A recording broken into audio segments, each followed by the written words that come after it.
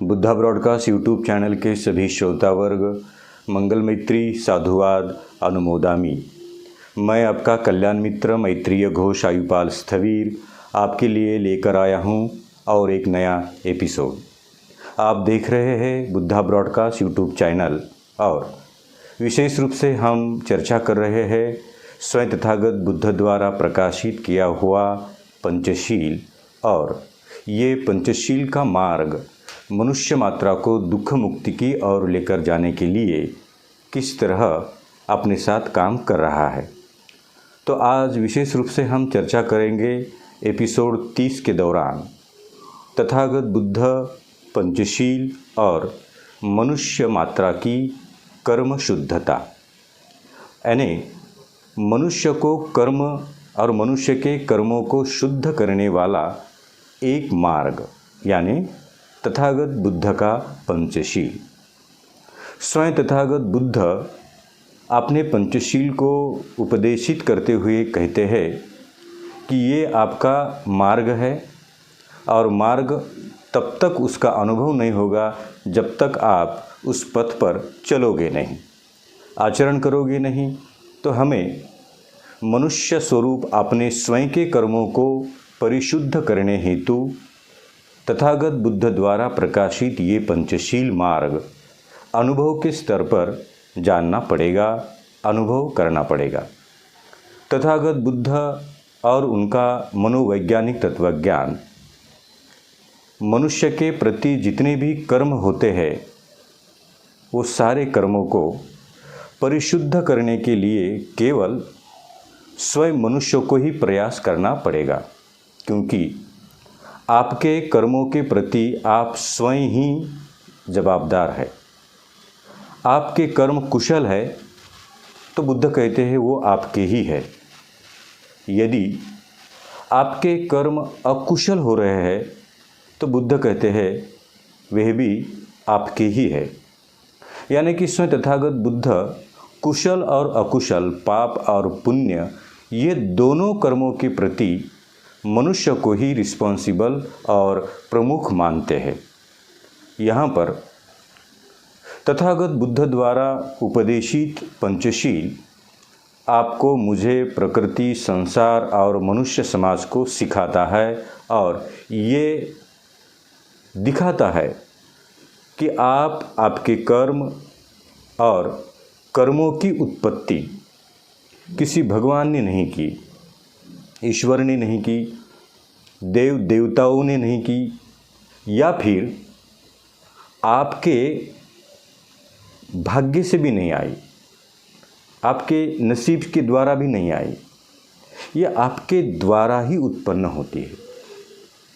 तो पंचशील ऐसे उत्पन्न होने वाले कर्मों को परिशुद्ध करने का एक मार्ग है।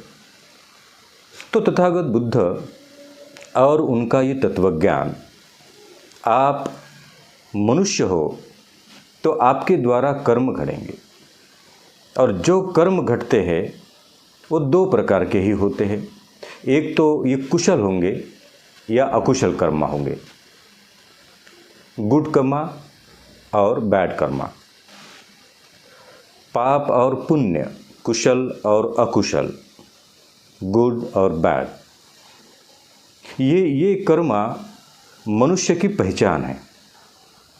आप कैसे इंसान हो, मैं कैसे इंसान हूँ, मेरे कर्म से ही मेरी पहचान बनेगी। मेरे अमीर पैसे से, धन और संपत्ति से मेरी कभी पहचान नहीं बन सकती। तो सही तथागत बुद्ध कहते हैं कि आपकी जो पहचान है वो आपकी पहचान आपके कर्मों से ही बनती है। अगर आपके कर्म अशुद्ध है, अकुशल है, पाप युक्त है, तो लोग आपको अकुशल कर्मी मनुष्य बोलेंगे। मतलब मनुष्य तो है आप, पर आपके द्वारा होने वाले, करने वाले जो कर्माज है वो अकुशल है, वो अमंगलकारक है। मनुष्य को शोभा नहीं देने वाले कर्मों को स्वयं बुद्ध कहते हैं ये अकुशल है। मनुष्य होने के बावजूद आपके द्वारा अकुशल कर्म घट रहे हैं तो उसको सुधारने की ज़रूरत है। वो सारे कर्म अकुशल स्वरूप से परावर्तित होकर उसे कुशलता में बदलना है। तो ये कुशलता में बदलने वाला जो मार्ग है वो है पंचशील।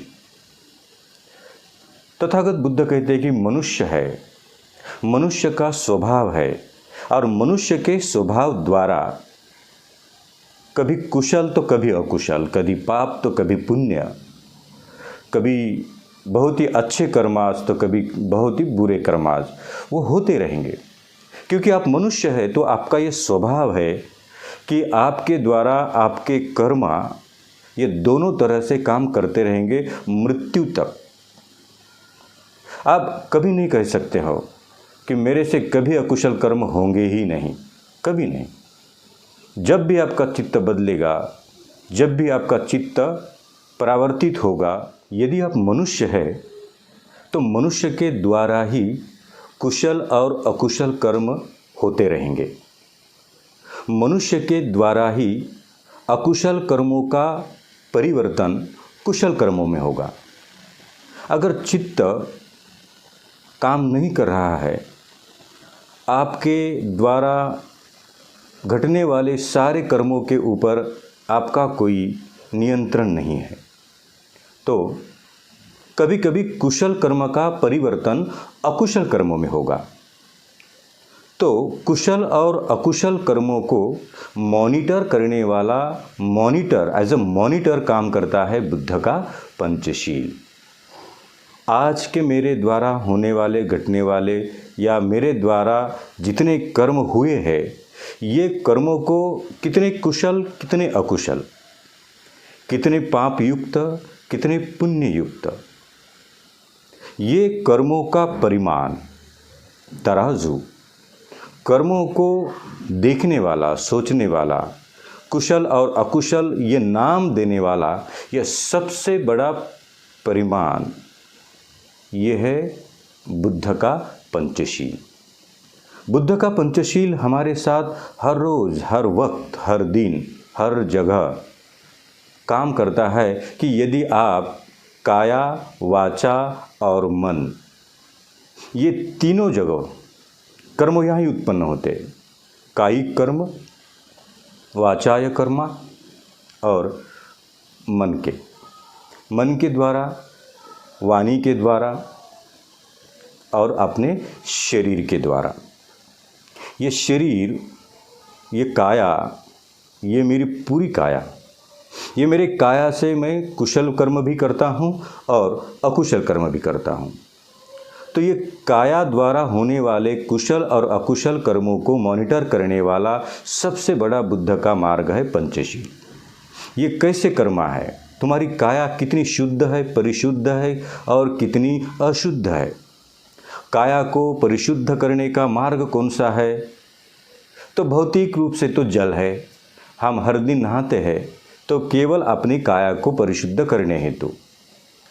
केवल एक बार नहाने से काया परिशुद्ध होती है? नहीं, कभी कभी दिन में 2 बार नहाना पड़ता है। कुछ लोग 3 बार नहाते हैं, कुछ लोग तो 2-2 दिन नहाते नहीं हैं, 3-3 दिन नहाते नहीं हैं। मतलब अपने काया को परिशुद्ध रखने के लिए भौतिक जल और भौतिक साधनों का हम वापर करते हैं। और ये भौतिक साधन कौन से है? तो ये जल है, ये शैम्पू है, ये सोप है। इसको हम यूज़ कर रहे हैं केवल शरीर को शुद्ध करने के लिए। तो अभी तथागत बुद्ध यहाँ पर अपनी भाषा अलग रखते हैं कि तुम्हारे शरीर को केवल बाह्य रूप से ये जल परिशुद्ध रख सकता है। तुम्हारी काया को साबुन से केवल धोया जा सकता है, उसको परिशुद्ध नहीं किया जा सकता। काया द्वारा घटने वाले अकुशल कर्म को परिशुद्ध करने के लिए दुनिया में कोई ऐसा जल नहीं कि जिसे नहाने से आपकी काया परिशुद्ध होगी। आपके काया के कर्म आज कुशल बनेंगे। तो बुद्ध कहते हैं कि शरीर धो सकते हो, उसको परिशुद्ध नहीं कर सकते। साबुन और पानी, ये दोनों को यूज करके, उनका वापर करके हम अपने शरीर को धो तो सकते हैं, उसको परिशुद्ध नहीं कर सकते। तो परिशुद्ध करने के लिए स्वयं तथागत बुद्ध का संशोधन कहता है कि यह पंचशील मनुष्य के काया को परिशुद्ध करने वाला आंतरिक जल है, परिशुद्ध करने वाला। एक बार पंचशील का सत्य ये काया को समझ में आ गया और काया के द्वारा यह पंचशील का जल धारण किया और धारण करने के बाद ये शरीर परिशुद्ध हो गया। अब ये काया के द्वारा कोई अकुशल कर्म घटते नहीं है, क्योंकि पंचशील द्वारा मैंने ये सारी काया को परिशुद्ध किया है। ये परिशुद्ध करने वाला आंतरिक शील का जल मैंने स्वयं के प्रति आत्मसात किया, धारण किया, और ये धारण करने वाला शील का जल अभी मेरे काया को परिशुद्ध करता है, परिशुद्ध करता है। जब भी जरा सा भी अशुद्ध और अकुशल कर्मों की तरफ मेरी काया बढ़ती है तो मेरा पंचशील मुझे याद दिलाता है कि ये काया के अकुशल कर्म है, उसे नियंत्रण करो, उसे काबू में रखो। ये काया, ये शरीर काबू में नहीं रहेगा, तुम्हारा ये शरीर तुम्हारे नियंत्रण में नहीं रहेगा। उसे काबू में करने वाला सबसे बड़ा मध्यम मार्ग है पंचशील। तो स्वयं तथागत बुद्ध द्वारा दिया हुआ ये पंचशील का जल, इसलिए बुद्ध कहते हैं एक बार आपकी काया परिशुद्ध करने हेतु आपने प्रयास किया और किसी ने कहा कि आप कहीं दूर ये गंगा में डुबकी लगाने से आपके सारे पाप कर्म धुल जाएंगे और आप परिशुद्ध बनोगे, क्योंकि ये गंगा माँ बहुत ही पवित्र है, तुम्हारे सारे पाप कर्मों को संभालेगी और आपकी काया, आपका देह, आपका शरीर बड़ा ही परिशुद्ध बनेगा। तो लोग करते हैं, लोगों को कहा गया है, धर्म ने कहा गया है, गुरुजनों ने कहा गया है, आचार्यों ने कहा है, और उनका धर्म कहता है कि आप ये करने से आपकी काया परिशुद्ध होगी, तो आप करिए। ये संस्कार है, ये कर्मकांड है, ये विधि है, ये गंगा नदी है, ये गंगा माँ है और ये गंगा का जल है। आप एक बार डुबकी लगा दो, सारे पाप कर्म धुल जाएंगे। पर अकेले स्वयं तथागत बुद्ध इसका खंडन करते हैं और कहते हैं यदि आपके द्वारा कोई अकुशल कर्म घटे हैं तो कहीं पर भी चले जाए, तुम चंद्रमा पे चले जाए, तुम किसी ग्रह पे चले जाए, या समंदर के अंतरिक्ष में चले जाए, या कहीं भी चले जाए, एक बार तुम्हारे काया के द्वारा अकुशल कर्म हुए हैं वो तभी परिवर्तित होंगे जब तक तुम कुशल कर्म करोगी नहीं। बाह्य स्वरूप से अगर पाप कर्म धुल जाते तो दुनिया के सभी लोग, पापी लोग, अकुशल कर्मी लोग यही करते और यही करने से उनका पाप धुल जाता। तो बुद्ध स्वयं ये अनसाइंटिफिक कर्म शुद्धि के मार्ग का, उपदेश का, धर्म का विरोध करते हुए, खंडन करते हुए कहते हैं कि आपको आपके कर्मों से मुक्ति चाहिए, अकुशल कर्मों से मुक्ति चाहिए, पाप कर्मों से मुक्ति चाहिए, तो आइए और कर्म शुद्धि के लिए ये पंचशील का मार्ग का अनुभव करें, पालन करें, धारण करें। एक दिन तुम्हारे अकुशल कर्म परिवर्तित हो जाएंगे, बदल जाएंगे कुशल कर्म के स्वरूप। यानी कि तथागत बुद्ध आपने पंचशील और शील सिद्धांत का उपदेश देते हुए कहते हैं कि आपको और आपके कर्मों को शुद्ध करने वाला दुनिया में ना कोई नदी है, ना गंगा है, ना भगवान है, ना कोई ईश्वर है, ना किसी पवित्र जगह में जाने के बाद आपके कर्म शुद्ध होते हैं। आप यहाँ ही रहिए, जहाँ है वहाँ रहिए और संकल्प करिए कि मेरे ये शरीर से कुछ घट रहा है, ये मेरे वाणी से कुछ अकुशल कर्म घट रहे और मेरे मन से अकुशल कर्म घट रहे। तो स्वयं तथागत बुद्ध ने ऐसे कहा है, काया, वाचा और मन, कायेन सवरो साधु साधु, मनसा सवरो साधु साधु, वाचाय सवरो साधु साधु। ये काया, वाचा और मन परिशुद्ध करने हेतु स्वयं तथागत बुद्ध ने ये पंचशील का सत्य मार्ग दिया है। कौन से घटते हैं अकुशल कर्म और कुशल कर्म आपके काया, वाचा और चित्त से। अगले एपिसोड में हम देखेंगे काया, चित्त और ये वाणी, ये काया और ये चित्त कैसे आपके कुशल कर्मों को और अकुशल कर्मों को दोनों को बढ़ावा देते हैं। बुद्धा ब्रॉडकास्ट यूट्यूब चैनल के सभी श्रोता वर्ग, आपने समय दिया और बड़े ही एकाग्रता पूर्वक सुनने की कोशिश की। आशा करता हूँ कि आप सभी स्वस्थ हैं और आप सभी सत्य सत्य जानने के काबिल है। आपके प्रति अनुमोदामी, साधुवाद, मंगल मैत्री।